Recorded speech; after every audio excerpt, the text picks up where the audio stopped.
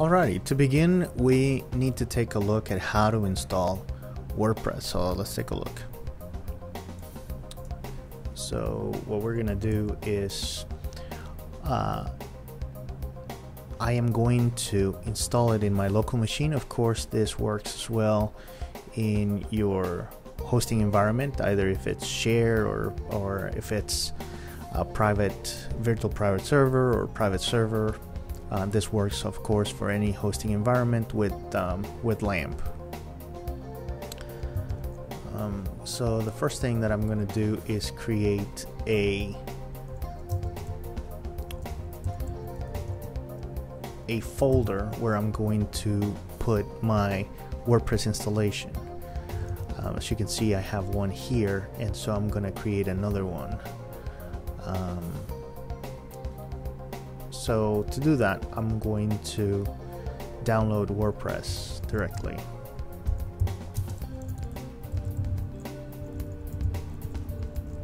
So it's located in wordpress.org and under the name latest.tar.gzip.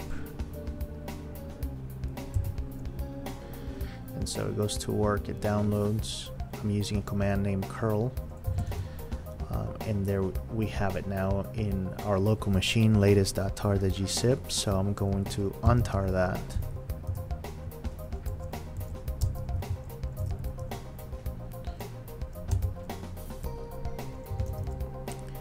And so let's go ahead and take a look. So I'm just going to clean this up. I'm going to remove the latest file, and we have now the WordPress installation or the files. Next, I'm going to configure my database.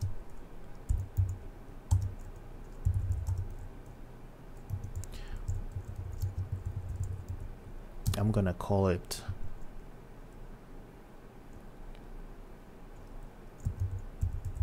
WordPress Coffee, like that.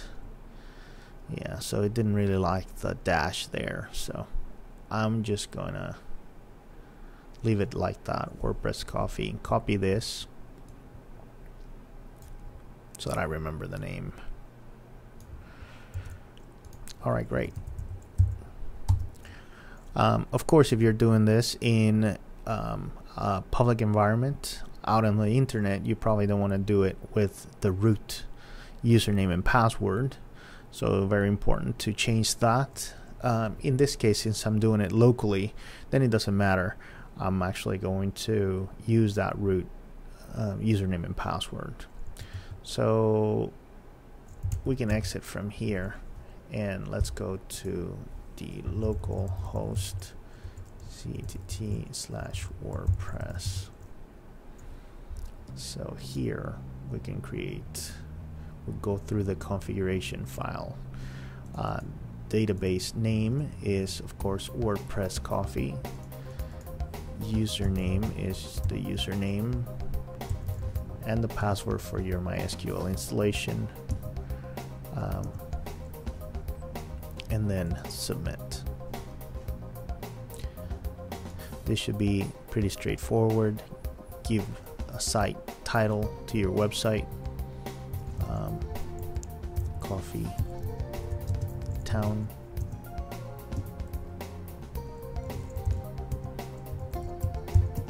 I'm just going to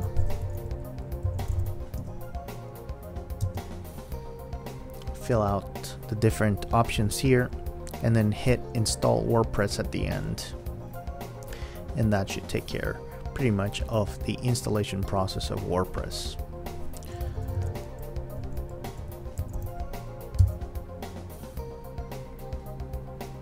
So you should have a full installation of WordPress. Of course, you can do this in many different ways. You can use some automated scripts that are provided by your hosting. If your hosting provider, for example, HostGator or GoDaddy, I know that they have one-click installations for WordPress. So this is just one way of installing WordPress. But go ahead and install it in your favorite fashion, and then we'll move on into the next stage.